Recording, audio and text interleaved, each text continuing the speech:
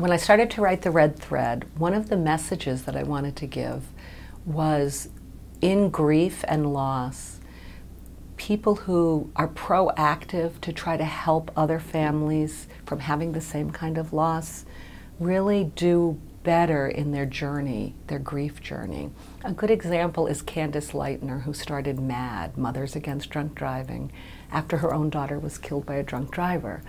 And so I wanted to create a character who's had a loss and in her healing process gives babies to families. You know, so she starts the Red Thread Adoption Agency. Maya lost her infant daughter, and she goes on a trip to China and sees all the orphanages and decides, wait a minute, I can actually bring children to families.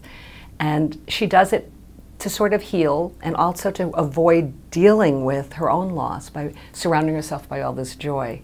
I wanted to tell the story of adoption in a broad way. So many people come to adoption for so many different reasons. I have been asked, were these people actually the ones you traveled with when you adopted Annabelle? And they're not. They're figments of my imagination. I wrote down reasons people would adopt, and I created characters to kind of develop and illustrate those reasons. But what I really wanted to show in The Red Thread was those mothers that are often forgotten in China who do this amazing, brave thing by leaving their children to be found and adopted by others when they can't keep them. You know, we hear about the one-child policy, and it's a political thing. We hear about China, and it's a large country that a lot of people don't know a lot about.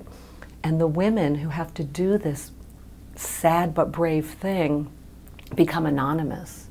And I wanted to put a face to what they were doing and to let readers know the love that drives what they do.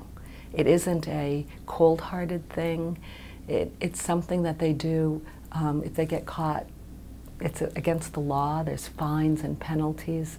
If they get caught keeping the baby, there's fines and penalties. So they're trapped, and they do something that's incredibly brave. And I pause a lot to think about the woman who did that to bring Annabelle into our lives, you know, her sacrifices. So each section of The Red Thread ends in China with the mom having to make that choice and make that trip to an orphanage or a town where she will leave her baby. The Red Thread, the idea, is at play though, because each of the 6 families get the baby that their life needs. And so I liked doing that. I liked figuring out who would get which baby.